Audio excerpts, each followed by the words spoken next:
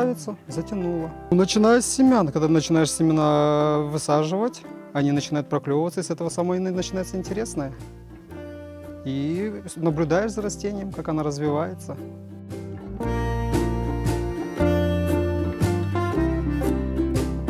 Особенность только одна, то что она одноцельная. Получилось внутри, нету никаких перегородок, ничего. И выше то, что она высокая, и климат совсем другой получается. В низких она, когда выходит солнце, или наоборот, когда холодно, быстро остывает. В большой же, естественно, она дольше будет остывать намного.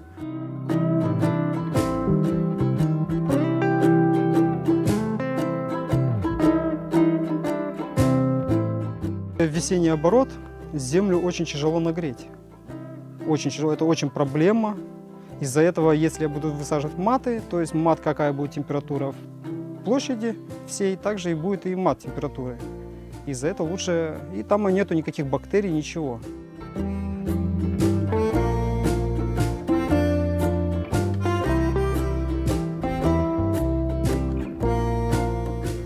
Посынкование это, то есть здесь идет усы, их надо убирать.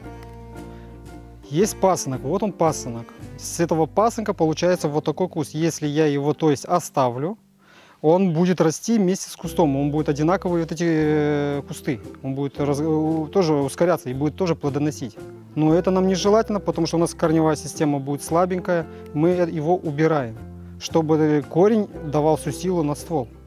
И закручивается по часовой стрелке.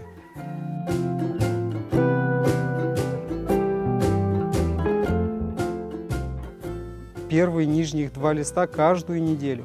Будет куст развиваться быстрее, лучше, и будет проветриваемость. Самое главное – проветривание. Если не будет проветривания, она просто начнет высыхать и будут появляться болезни.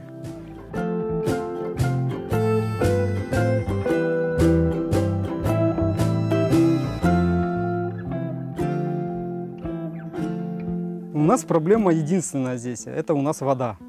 У нас вода очень-очень соленая, она не к огурцу подходит, а подходит больше к помидорам.